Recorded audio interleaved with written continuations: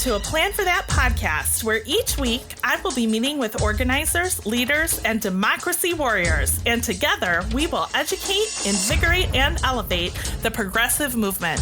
Together we will elect an army of progressives.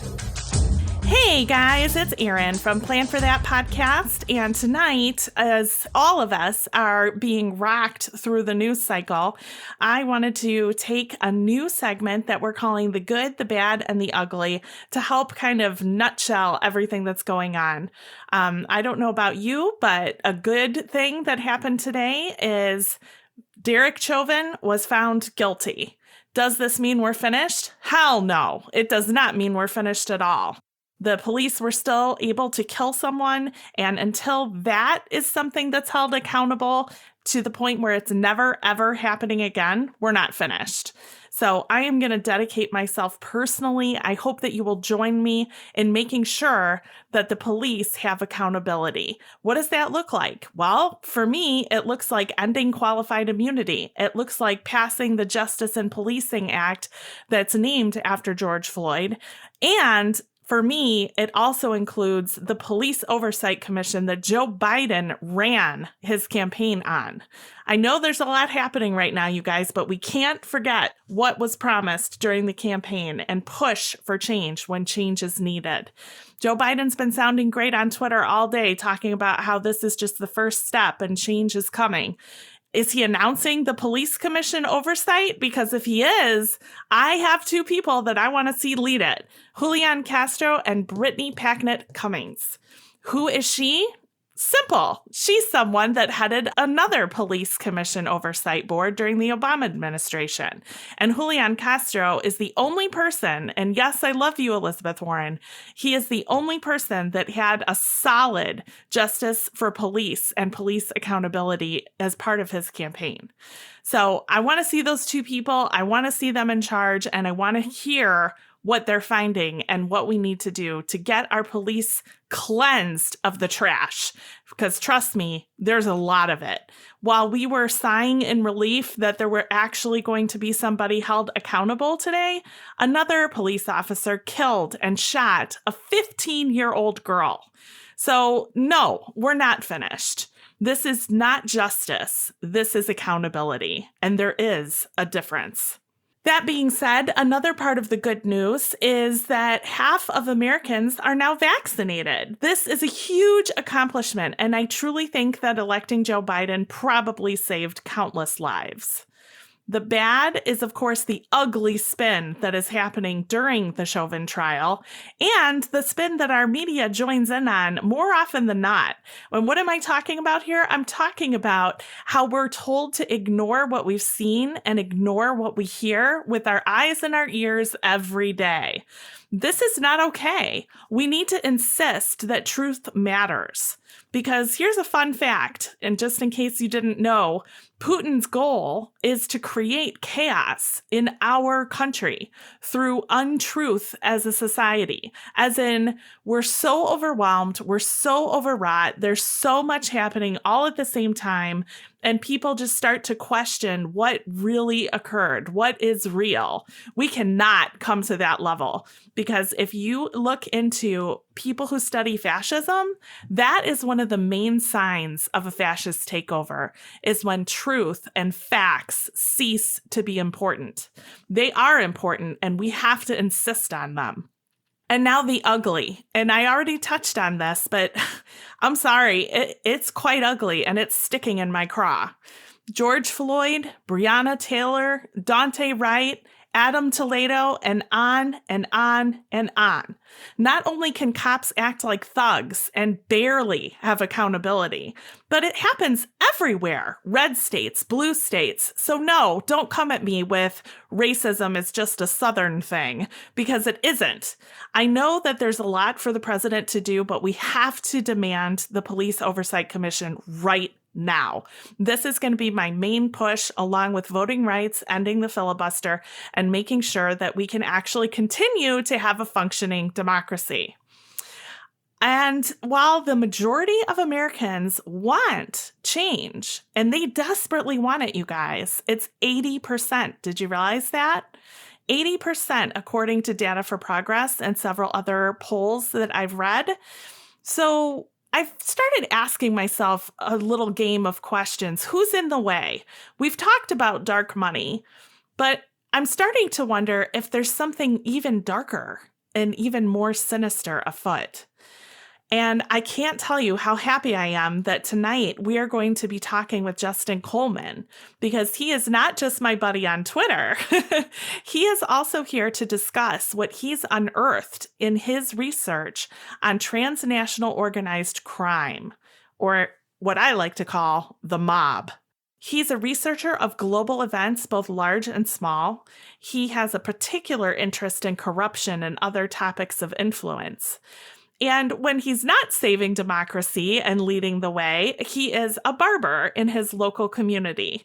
So I'm going to be asking him to weigh in on some of the more interesting things that I've seen in the news today. Stay tuned, and we'll be right back. As a lifelong New Yorker, a mom, and as someone who has worked my entire career to increase access to opportunity for communities of color, I've been so proud to be a part of our city's calls for justice around systemic racism. Now's the time for us to change the broken systems we have lived with all of our lives. We can make history in this extraordinary moment. We are ready to create a new social justice compact where every New Yorker has an opportunity to succeed and thrive. But that requires sustained energy, focused purpose, and honest, bold leadership. I've already been the first mayoral candidate to join with countless others in calling for divesting resources from the police and investing them in the people. I am committed to putting an end to the racist and oppressive systems that are failing all of us. But that's just a start. As we lead, so shall others follow. We are New Yorkers. We can do this. Together. Hey, Justin, I am so glad that we have you tonight, because in light of everything that's going on, I've started to connect some pretty disturbing dots, and I need your help. Let me tell you. Okay. Thank you for having me. We'll see what we can do. Absolutely. Okay. So, Justin, first I want to get your take on the news of the day, of course, because it's on everyone's mind. I personally am happy to see accountability, but our fight, as far as I'm concerned, I mean, it's not over. It's just begun. Not by a long shot. Exactly. We can't live in a society where the police are even allowed to hurt someone, let alone kill them. And I have kind of a weird background on this. I said in a previous episode that I used to be a dispatcher. And what that means is I had to take the same trainings that the police have to go through in terms of when to use excessive force, when to use deadly force, etc. There is never a time that they're allowed to shoot someone unless they have first been fired on. That's it. I'm serious. That is the standard. So what do you got? What are we going to do? Well, I think with like yourself, I'm pleased with the verdict, and it gives you a hope and a certain feel that justice can be served, and I think you have to look at that situation in the window, because, not even an hour after the verdict was handed out, there was another shooting in Columbus, Ohio. And, the facts to that still have to come out with that. But, it's just another, officer related shooting. So I think with the biggest thing, with the whole Derek Chauvin case was that, he was convicted, but it didn't really get into the why of what it was. And, on his face, you see the race part of it, but, you don't hear much about, the property he had in Florida, or, the tax evasion. It's so much more stuff going on. It's like, yes, he can be racist, but he's also was corrupt. So, I mean, I think if you just take the time to look for, the sinister plot to it. I think it helps to build a better picture of it, and it helps people to understand what exactly is going on, because, you have to find a motive with that type of situation, because if it's reduced to one thing, you may miss another thing, and I mean, it's a great day, but it's still steps are going to have to be taken to make sure it doesn't happen again in that department, so I mean, whether it's an overview of, the other officers, because, that trial is still, I think it's going to take place in August, but, it's three other officers who are involved that still, will have their day in court to, that's right. prove their innocence or guilty. Yeah, no one stopped it. So, I mean, guilt by association here, failure to act, failure to intercede in the situation, right? Yeah. And on this, I have another question for you. I'm full of questions tonight. Oh, that's Justin. fine. Shoot away. Bear Go with ahead. me. Go ahead. Go ahead. You're always so helpful. I'm so glad you're here. So, going a little more personal for me, because I'm here in Illinois, even though people have commented on where my accent could be coming from. It's Illinois, guys. Okay. Anyway. I've heard some really interesting guesses, like Maine and Canada, and yeah, but I'm here in Illinois, so I can see East Coast somewhere like that. Yeah, right. Okay, So there you go. So what I'm gonna say is a little personal to me, because it's our mayor. Okay, it's our mayor, Lori Lightfoot, who when she ran, when she ran, Justin, she ran on making sure that the police were held accountable. I kid you not. No, she did. I read some of the reports, even some of the ones you sent me. That was like the main selling point, Right. And so, I mean, call me Pollyanna, but I wanted her in office because I believed her. Yeah, now she's here. I understand. Yeah, right. Now she's here, and what is she saying? What do you think she's saying? We're gonna have to wait on that. Yeah, it's not a good time. Yeah. Not going to happen. No. So I know that you and I like to go behind the lines, so to speak, and kind of color our own picture with the dots. What is going on with the police? Why can't we get the commission that Joe Biden promised? I'm sorry, I'm going to rail on him a little bit. Why can't we get that commission of oversight so that we can root out the white supremacists from our system? Because as I said on a previous episode, you say you're free to believe what you want to believe. Well, if that includes racist behaviors and something that could cause harm to people, I say you're not free to carry that badge. Okay. Well, with the situation with Mayor Lightfoot, I think a lot of times when it comes to politics, situations happen that people can capitalize on, and they sometimes have a tendency to say things that they think people want to hear or what help them get elected. Right. The thing with that is like, the same energy you have to get that person elected or to see that official put in place, we have to maintain that every day while they're in office to make sure that they, keep the promises that they made to us. And Amen. As far as like the Biden Oversight Commission, I saw like maybe 8 days ago they said they were going to put that on ice as well. I don't exactly know what the holdup may be, but just from my perception, I mean, to start something like that, you have to make sure that everyone involved is above reproach, because, you may have one individual who will say something and, just like me and you do every day, we research everything, what people we like and people we don't like. So, you never know, a situation could come up. Oh, well, you say this about police, but you took this from this union. I think the vetting process would be harder than, we imagine. I myself, I would love to see it. And I think the main thing with that is that you're going to have both sides regardless.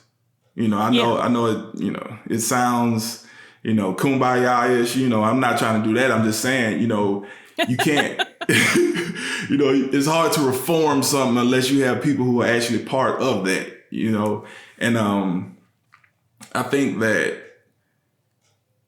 it's definitely something that we should discuss, and we should keep the pressure on them to uphold that, because I think the more that people are aware of something, the more that people are outraged about something, the more people are shocked, the more inclined they are to try to do something about it.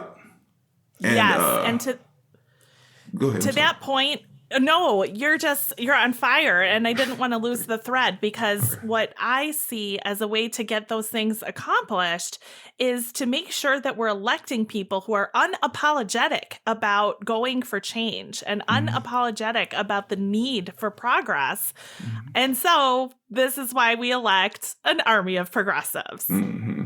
Exactly. Right? So here's my thought. Tell me what you think about these two people for the commission, because I'm going full force. No one's going to stop me on trying to hold Joe Biden accountable with this commission, because it is a good idea and it's needed. We're painfully aware that it's needed. So Julian Castro, as much as I love Elizabeth Warren, Julian Castro had a strong platform on police accountability, how to get it done, what the oversight would look like, and how to accomplish it. And Brittany Packnett Cunningham isn't just amazing on Twitter. She also worked on a police oversight commission during the Obama administration. So just like most things that I'm seeing from the Obama administration, he had it right. We just need to go further. We need to do more, not less, right? What do you think of those two being involved at the table? And I like what you said. We do need everyone at the table. It can't just be the militant, angry moms like me. It also has to include police, chiefs, sheriffs, local leaders in politics, Black activists, because we have to have our people of color at the table. This is absolutely necessary. So what do you think, Justin? I would have to look more into the second person you mentioned. But as far as like with Julian Castro, I think that would be great, because not only was he an advocate for it, but, he can speak from another minority group, as far as the Latino community. So, it's not just a problem you will see, and it's just happening to us. It happens to, all kinds of groups, and it's a situation where you have to have those people who are knowledgeable of it, because, you wouldn't want someone on that group who was just, oh, I don't like this and I just want to see this taken away. You need to have, people who are well-rounded on that situation, who have dealt with both sides. And, just from past, research, I just seen that, Mr. Castro, he has been, involved in that. Absolutely. And I couldn't agree more. Now, I'm going to get a little uncomfortable here. Okay. Is it just me that sees white supremacists not only in our police, but also in our military, and gets really, really concerned? I think it's not just you. I said I think, but it's not just you. But not even a with a but for that situation, just through following like just global events and just finding out how different groups work with different groups. Even with that, following corruption can lead you to so many different areas of investigation, because, you would have groups like, say, Proud Boys, and, just looking through different research. And I'm like, the leader of them is Latino, and, they have different groups. So, it's like, you have to see how like certain groups work together. Like, even though they promote that hate on the outside, it's still money involved in the back, some kind of way. Like, you think about some of the groups you see, like they could be Aryan Nation, but they're arrested for like providing material support to ISIS, and it's like, you would think these groups hate each other, but it's still some common thread, which is usually money or some kind of hateful ideology towards a group that they tend to agree on. They won't let me and you see it, but behind the scenes, it's there. And I think as far as the military, you definitely have to root that out. I mean, wherever you see it. And I remember it was, a couple years back, a lot of the military leaders, they were speaking out against it. And, you have to get that out, because no matter what, race doesn't matter in the foxhole. So, I mean, you have to have that out, because if you're going to have a unit, you're going to have everyone in that same unit. And, that could be detrimental if it's not, handled and squashed. See, and I totally agree with you. The other thing that I think is really harmful, and I'm speaking from someone that has a veteran in the family.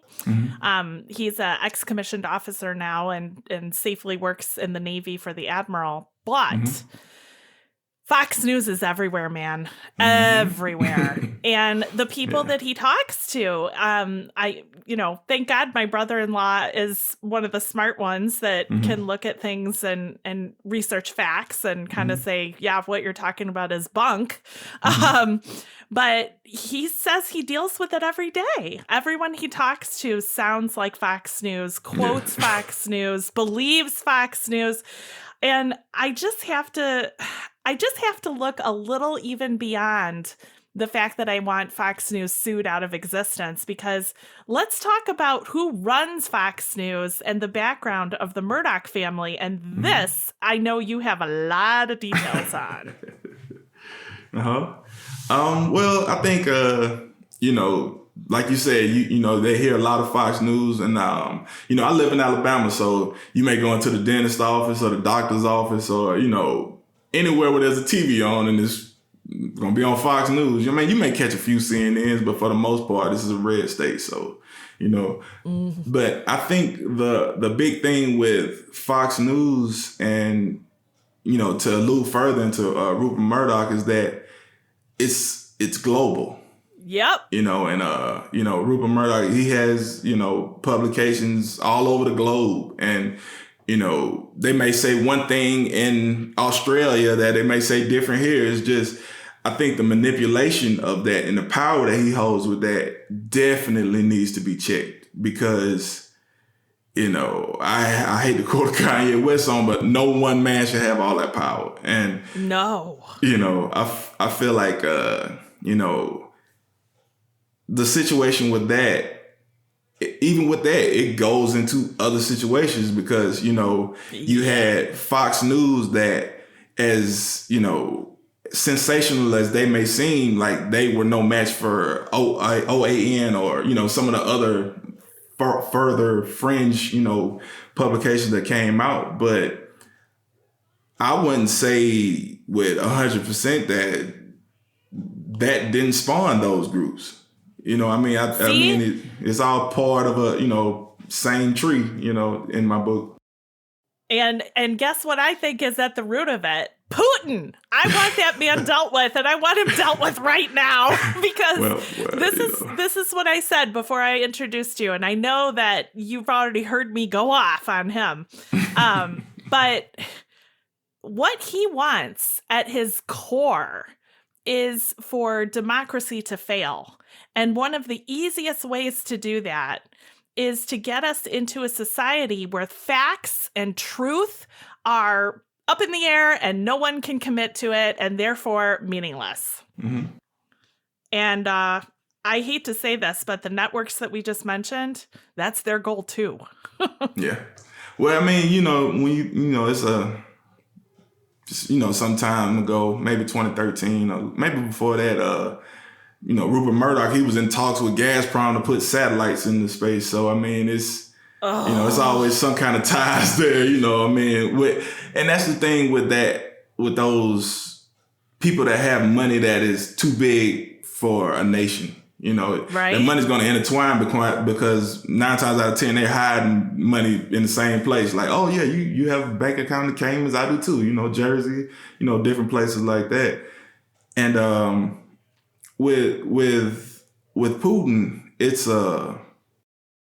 more of a they use certain tactics of stalling, use certain quotes of stalling, but at the same time they try to reverse it to something else. But at its core, it's all about money, because you think about most of the time when an oligarch is arrested in Russia and, all the money is seized, well, it wasn't his money anyway. Usually it originated from some contract he may have gotten from Putin or something like that. Mm-hmm. So I just want you to tell our listeners who might not be the big, dark money fiends that we are, but okay. I want you to explain to them why that is important, that there is a Gazprom connection with Murdoch, and this should be a red flashing light. Go for it. Okay. Well, Gazprom is the Russian state petroleum business. Pretty much they buy up interest in companies and land in other countries to further influence their grasp there. But at the end of the day, I think a lot of those contracts are actually just access to the banking apparatus in that nation or that state or wherever they're investing. So, when you look at Texas, politicians. Oh yeah, of course. They try to find some kind of way in there. Like in Texas, they still have an office in Texas, and I think may have been in the office that Enron was in. So and you look back at those ties. Enron had ties to Gazprom as far back as then, and like a bunch of researchers have pointed out, the origins of that, where that money came from. Wow, I'm just obviously, we have a day-to-day fight for our democracy, but honestly, next level, the global battle continues. I have one quick question before I get into what led you to this. You're a barber in your community, you're enjoying your life, and then what brought you to be a dark money hunter and a global crime fighter? I would think really the 2016 election, really got me interested in how governments are ran and who puts money where, because, growing up as a child, I lived out in the country, so to entertain myself, I would read encyclopedias and stuff like that. And, look at globes, trying to find out different places that I know I would never be able to visit. And, I think it just kind of translated now to, I like to know who's running what country and what ties they have to this country. And a lot of times when you're researching certain corruption, you start to see how much they overlap. And a lot of times you can draw a pretty good, description of what you're looking at, because like I said, with that with big money that's, global, it's often going to overlap because they do so much to hide it, Yes. And that brings me to the original question I asked our audience before I was lucky enough to welcome you, which was, is it dark money or is it something even darker? Because it's starting to feel very mob oriented to me. Oh, definitely. I mean, we've got people who are directly connected to the mob working with people who used to be in the Trump administration, which I often refer to as the mob administration. We've got people in Congress who are sexual trafficker accused. I'm feeling pretty mob here. I hear it. Yeah. No doubt. And, even with that, as far as the Matt Gaetz situation, a lot of that investigation spurred from the investigation into Joel Greenberg for, corruption. Exactly. So, yes. I mean, you follow the corruption, you're pretty much going to find the whole, the dirty ball of evil practices. Well, and Justin, I know I'm not a psychic, but honestly, anyone with any kind of intuition at this point knows that there's going to be some Trump fingerprints there. Yeah. If nothing else but to honor the Donald, they'll do that.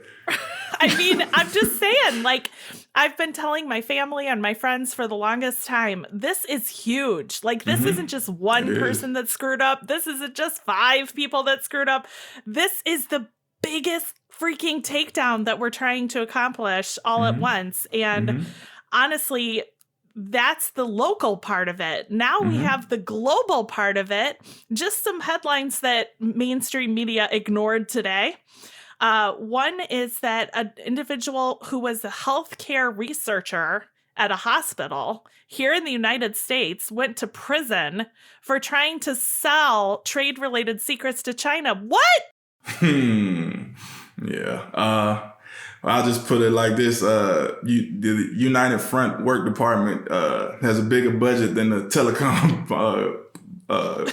apparatus in China. So, Yeah. And and now we hear that Q, which, you and I were kind of on this. We already felt that it was a bigger thing than just Michael Flynn. And no, I'm not erasing him. He's definitely involved. I challenge anyone to take me down on that one. But now we're hearing that it had its origins from, guess where? Russia and China. So nice. Yeah. With Q, Ron and Jim Watkins, they were big time behind that, and it's been different reports, that came out and confirmed that it was them.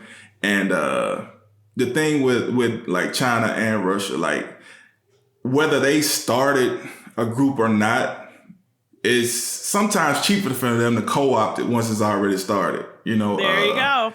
And if it's something like that, like they have social media and, they monitor their social media to further, monitor us, or they vice versa. I think a lot of the crackdowns you see happening there is because they don't want the information getting out to the public the way it does here in the US. And, it's just, you're gonna have that when they see that, a lot of people are being influenced by a group or a person. They would find it in their best interest to try to at least make friends with that group or, person. Well, and I'm glad that you brought up how things work over here in the US, because there is something that used to be a bastion of the journalism community, which is that you had to have multiple sources before running with a story, right? It used to be considered part of the integrity that you would have as a journalist. Now, in this particular battle, it's, I think, kind of almost hurting them, because you'll have these one-liner things that come across social media if you follow the Department of Justice and hear about someone who tried to sell secrets to China. But you're not going to hear about it on Rachel, and you're not going to hear about it on Fox, and you're not going to hear about it on your local news channel either.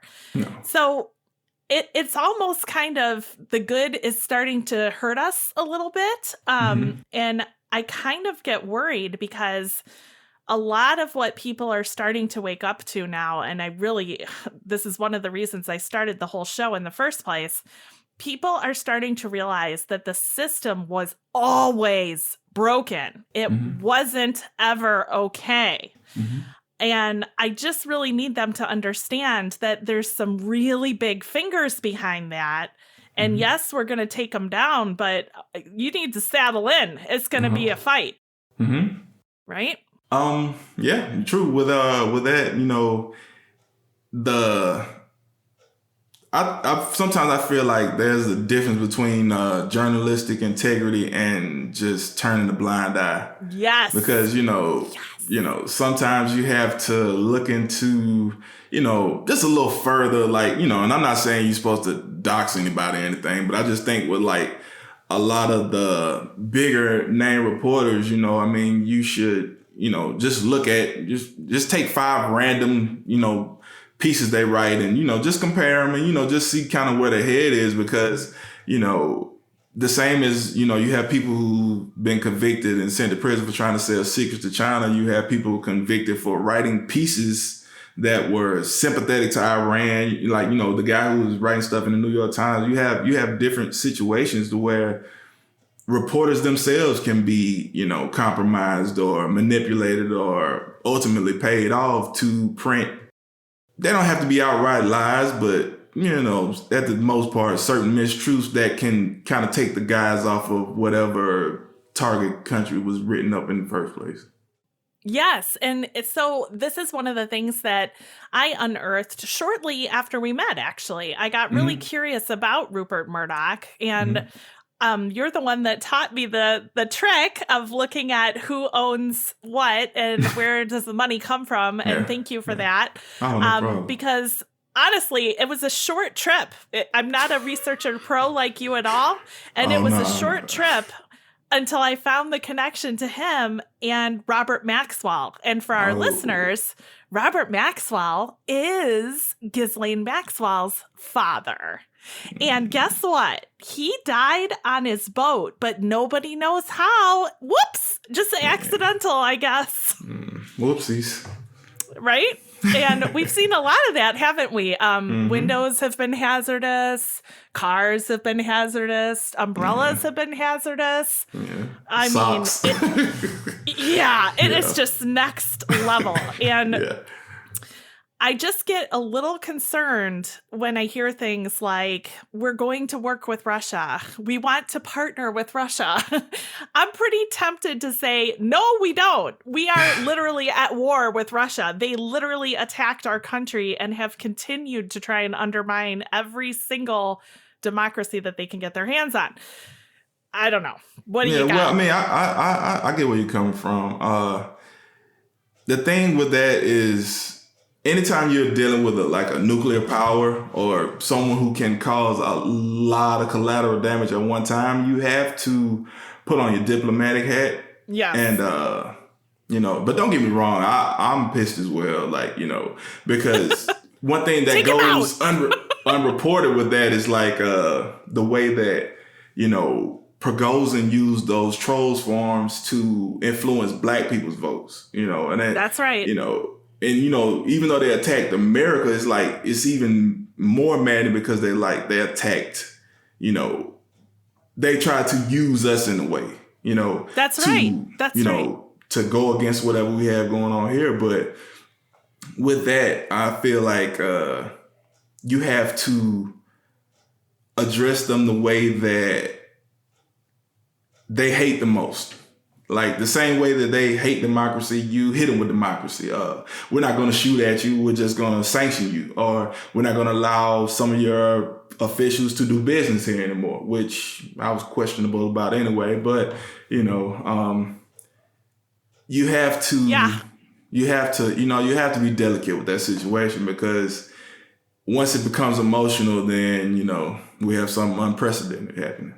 I'm really glad you mentioned that, doing business with certain individuals, because I have one question for you and our listeners. Was Mitch McConnell always a completely dirty, filthy animal, or was it just after they invested in the state of Kentucky to build a Russian aluminum plant? I would say with Mitch is The funny thing with Mitch is just watching now, how Trump attacks him. I could just imagine how he feels, he's like, oh, I went above and beyond for y'all, So, but I think more than anything, Mitch McConnell is an opportunist. And, I think he loves power. And I think that with that situation in Kentucky with the aluminum plant, that is just one of the ones that we know about. Right. It could be several others, and it could be other countries. It could be a country investing from somewhere else that would be just a go through of Russia. It's sometimes it's hard to track where all that money comes from. But I think once the populace gets our mind trained to look at money and look at corruption and look at motives, in these situations, instead of, letting our personal or our ideology come into it, because a lot of times that's what those groups want. And that's how they can throw people off the scent by, okay, well, we'll just make it look like it was racist, because at the end of the day, you can't prosecute for that unless it's a hate crime. But, the same thing with Minneapolis. When you look at that, of course, Chauvel was convicted, but what about the rest of the precinct? And you're gonna have to look into all of those things, and not to get too far away from what we were first talking about.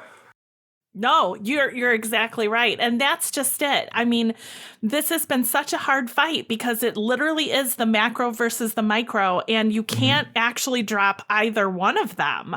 You have to take the totality of the picture in of itself. And what I've tried to do, Justin, is learn about the big picture and then bring it down to, okay, what can I do like today, like personally? Yeah. And I always and you'll be come up with the amazed at same- what you can do.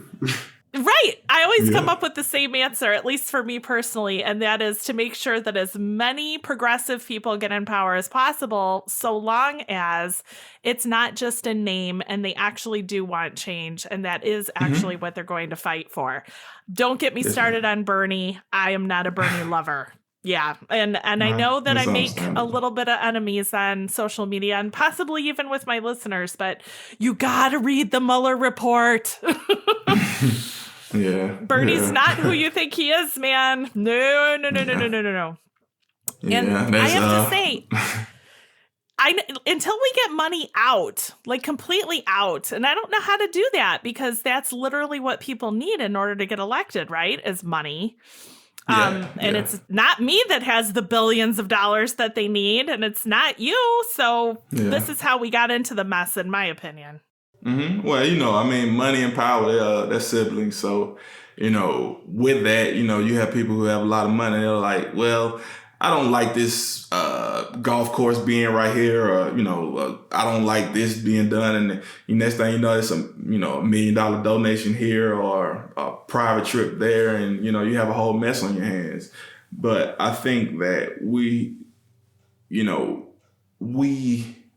actually make progress when we support our watchdog organizations, and we support independent journalists and researchers. And, every day we try to do as much as we can to, inform people with, facts and truth, and, shine a light on that corruptness so we can, try to at least get a gain on it and, knock that down some to where politics can be actually for the people instead of for the dollar. Yes. Hell yes. This is what I'm all about. And one of the main reasons that I did fall in love with Elizabeth Warren is because she is the anti-corruption diva. Like, she is not going to take it from anywhere, and calls it out everywhere. So let me go to a really hard question. And I promise after that it'll get easier. But this is on everyone's minds, Justin. It's not just me. Okay. What is going on with the January 6th process? We see that there's hundreds and hundreds of arrests. We don't see any kind of trials being set. We haven't heard anything about Roger Stone, who's up into his neck during this, right? We haven't heard about Michael Flynn, who should not be a free man walking at this point. I mean, make me feel better because I'm starting to worry here. Okay.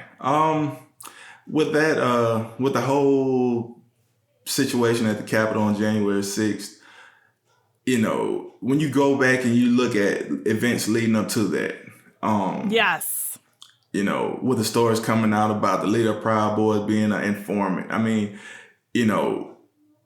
the craziest thing to me is that everyone who went in took their phones with them. And, I don't know if they understand how, collection happens, but I mean, you're just a walking wiretap basically after that, because you're broadcasting it to the public. So, right. I mean, with that, I would think that some people have to be charged later than others because they're still building a case on them. You have several of the Oath Keepers who are, have been charged, and, some have been reprimanded back to jail, as we speak. And, with that, I think probably the biggest thing with that is that it was so many different groups there. And, you had people who were, simply there because of something, related to Q. You had people who were there related to, something like MAGA. You had Proud Boys, you had Oath Keepers, then you had, a lot of the podcast, YouTube groups. But at the same time, like I think I saw like a Soviet era Vietnamese flag, flying. So, you had the LaRouche people there. So, I mean, it's just so many people there that I wouldn't be surprised if it didn't have more of an international, global, spectrum to it, to where, they had to probe stuff that's, that spans the globe, because you had one of the guys that was going to flee to Norway or something like that. Yep, and then you had the Russian national that was actually on a video speaking in Russian. And yet you look for the reports in the mainstream media and they're just like, oh, it was lots of protesters. No Russians. I mean, they never mentioned it. It's like, what the hell is going on? Because for me, when you realize that there were internationals at play, then the telling the Capitol Police to stand down, the general of the army telling the National Guard not to go.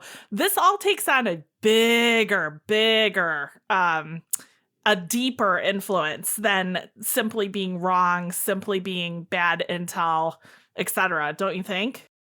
Yes, I could definitely see where that, where you would see that. I think with that, it was definitely a mess.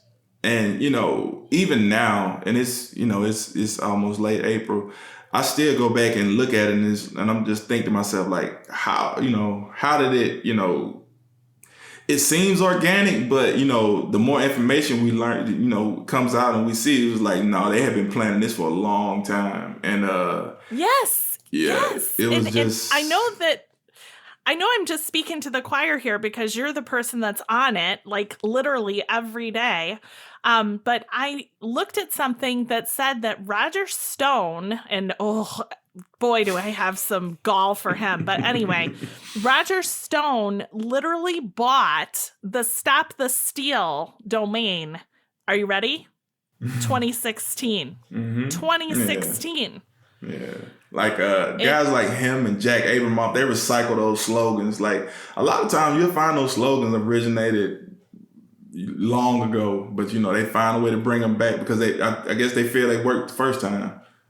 It's terrible. And that's just it. He has been, and pardon anybody who doesn't want to hear with, my delicate language here, but he has been rat fucking, to use his term, since the 70s and possibly even before that. Yeah, he has. Why is he not in jail? Oh! The thing with Roger Stone is like, as comical as he may seem, at the end he still is, he knows exactly what to do not to just break the law. He skirts it on a lot of times. Now, some situations he had because, he's being sued by the DOJ now for like some type of, moving money around like that. But thank God. He's old school. So, he learned a lot of those tricks, back before we were even around, And the thing with Roger Stone that I noticed is that he doesn't care what your nationality is or where you're from.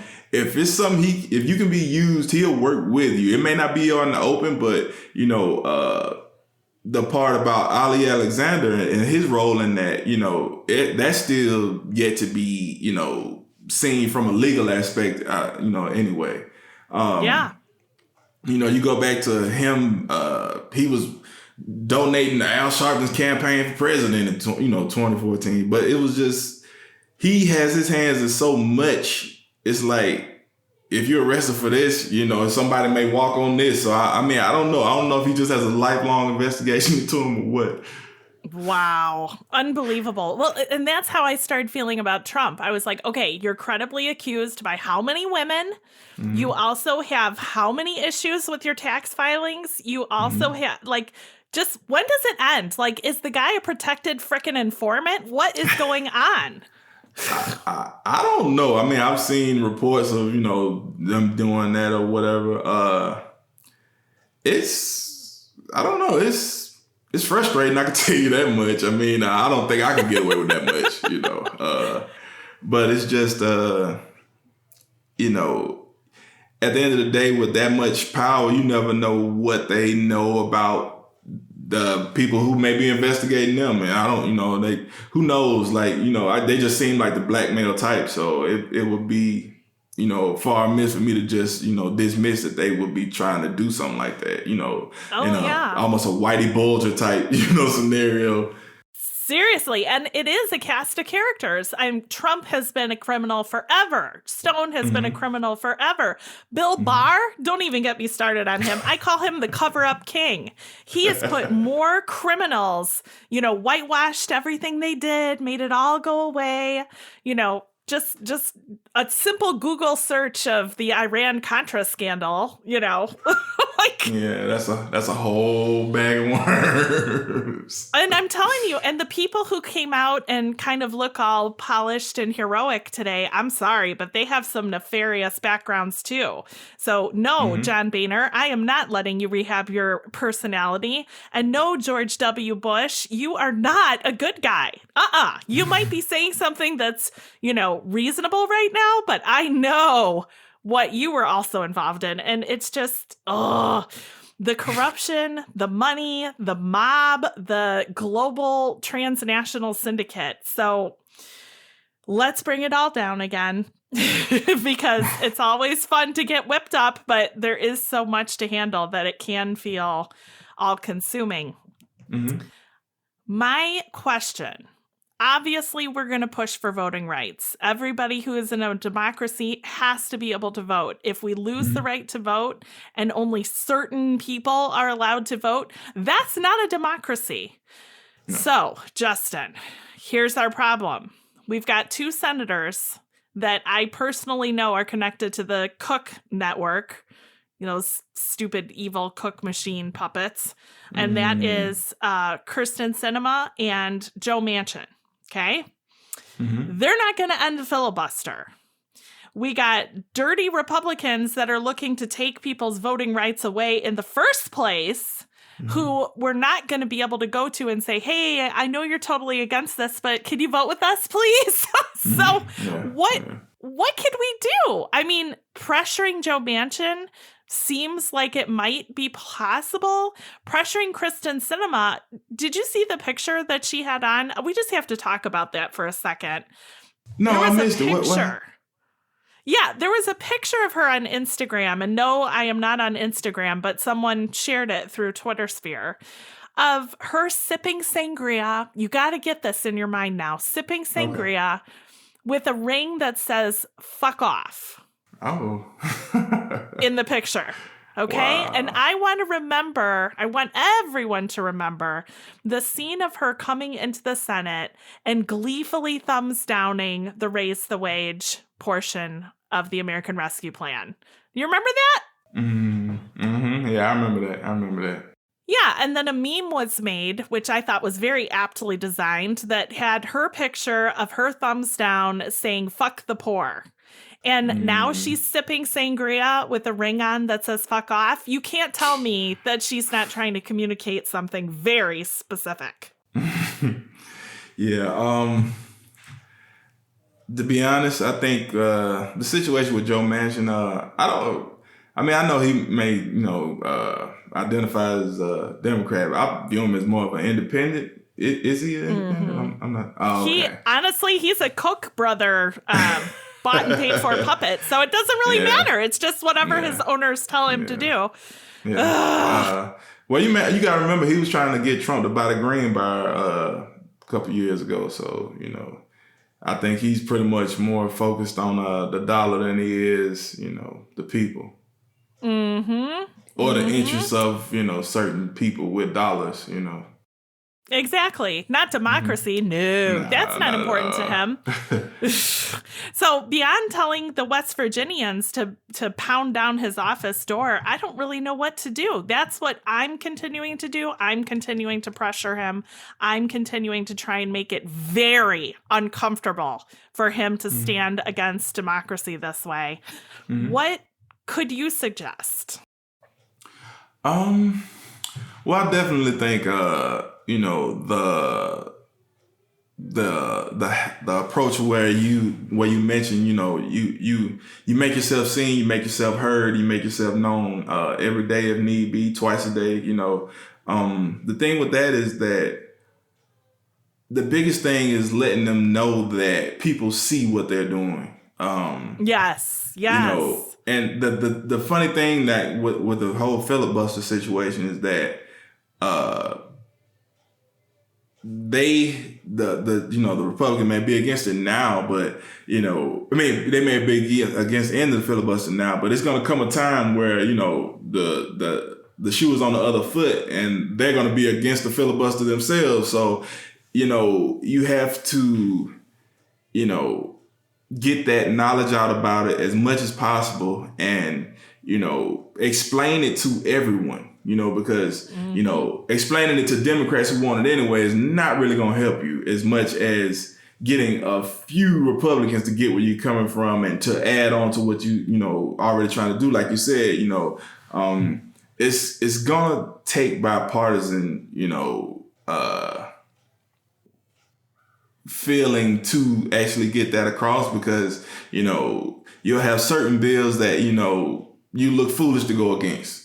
But with certain ones, you have some that, there may be a politician that, they can vote against and still go back to their district and, still receive the same pats on the back because that's what the people from that district may have wanted. And, I think the pressure campaign is, safe to say probably one of the more effective methods outside of, trying to recruit, members from the other side of the aisle.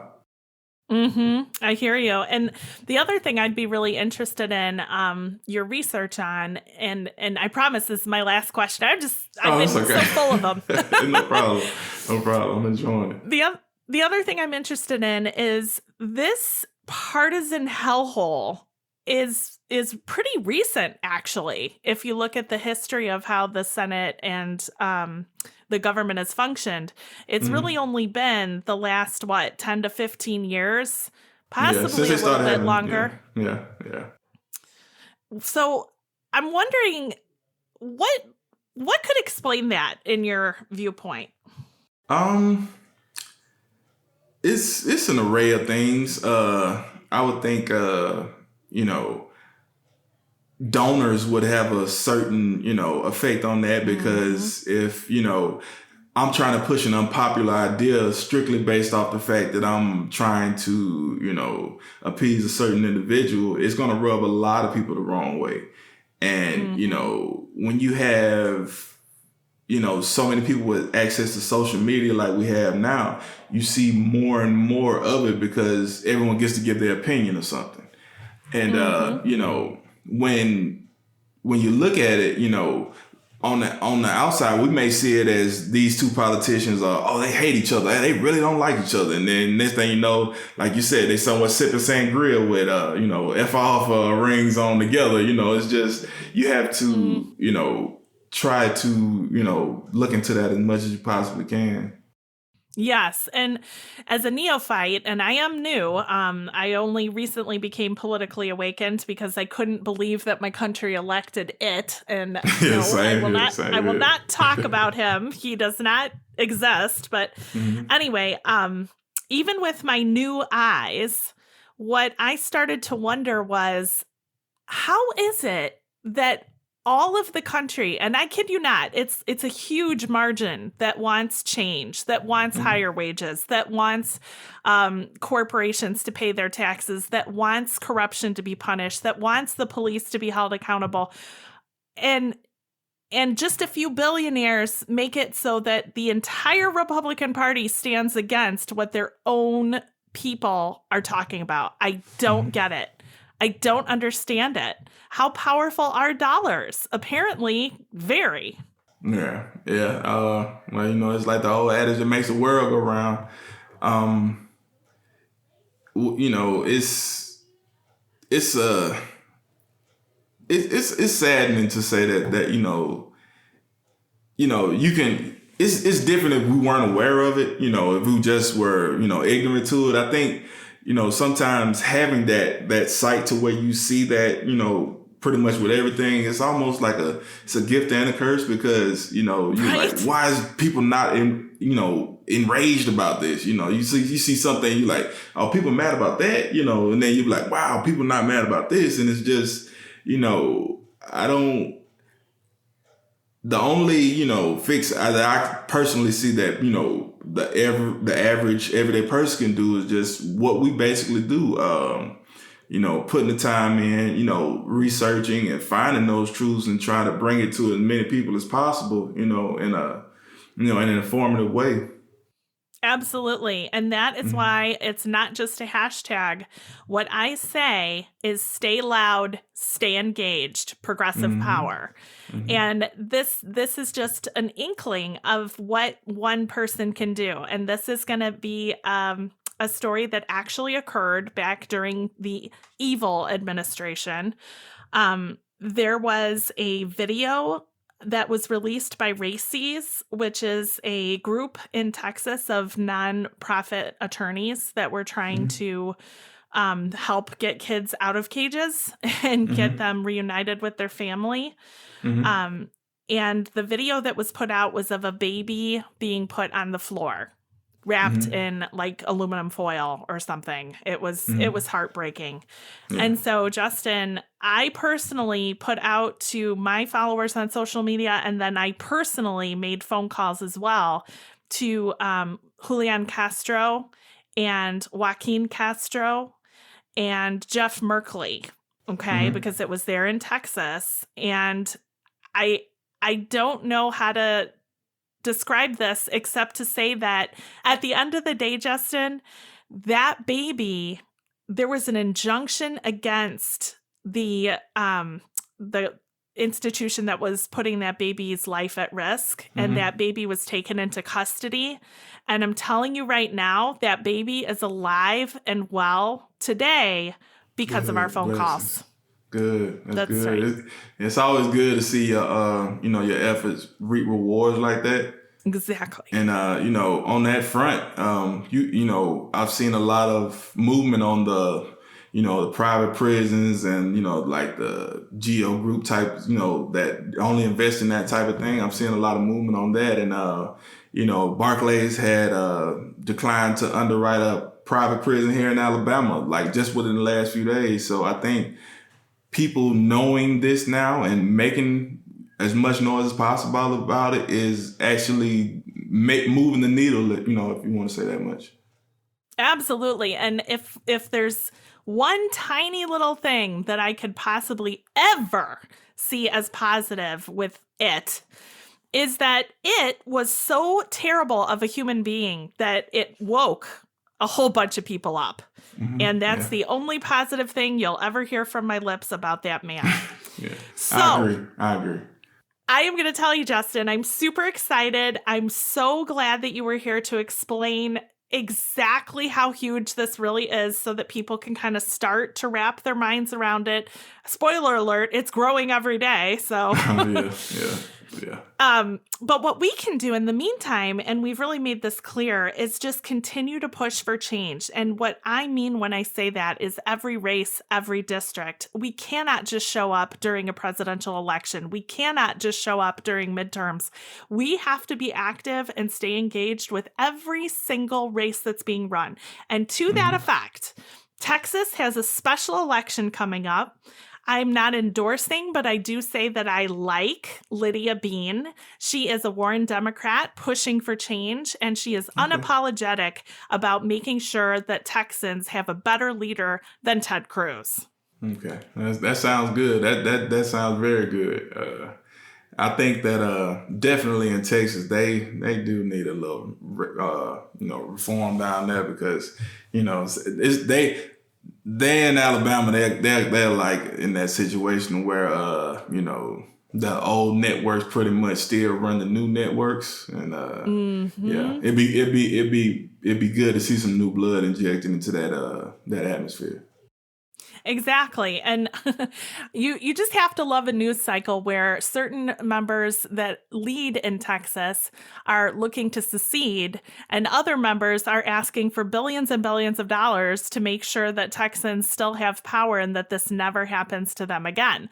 Yeah. So yeah, it's time for change in Texas, y'all. Definitely. Absolutely. Well, I am so excited. I am going to continue to march forward in progress, and I'm really happy to have you as my friend, Justin. Thank you. Same here. You're awesome. We will definitely have you back because, as we said, the monster grows deeper every day. So, Yes, well, thank you for having me. It was a blast. Thank you so much. Likewise. Right. Have a good one. All right. You too. Bye-bye. Bye.